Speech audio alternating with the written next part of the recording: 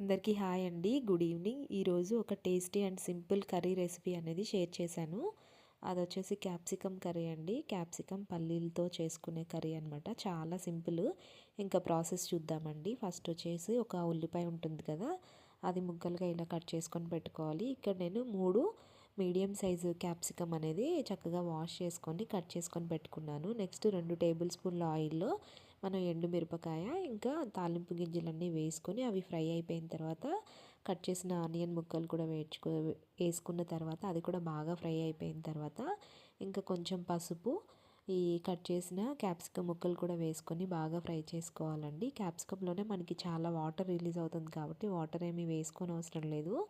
ఇంకా టేస్ట్కి తగ్గట్టుగా ఉప్పు వేసుకోవాలి. ఇవి వేసుకొని బాగా మిక్స్ చేసుకొని మూత పెట్టుకొని అది కర్రీ అనేది మగ్గుతూ ఉన్నప్పుడు మనం ఇక్కడ పల్లీలు అనమాట 2 టేబుల్ స్పూన్ల పల్లీలు తీసుకున్నాను. నేను ఆల్రెడీ వేయించి పెట్టుకున్నానండి. ఇంక ఇవి ఇలా చిన్న రోల్ ఉంది నా దగ్గర. సో దానిలో ఇలా మనకి ఇలా బాగా కోర్స్ లాగా నేను దంచుకున్నా అనమాట. మరీ మెత్తగా కాకుండా ఇలా పలుకుగా ఉంటే అదొక టేస్ట్ బాగుంటుందండి డిఫరెంట్గా.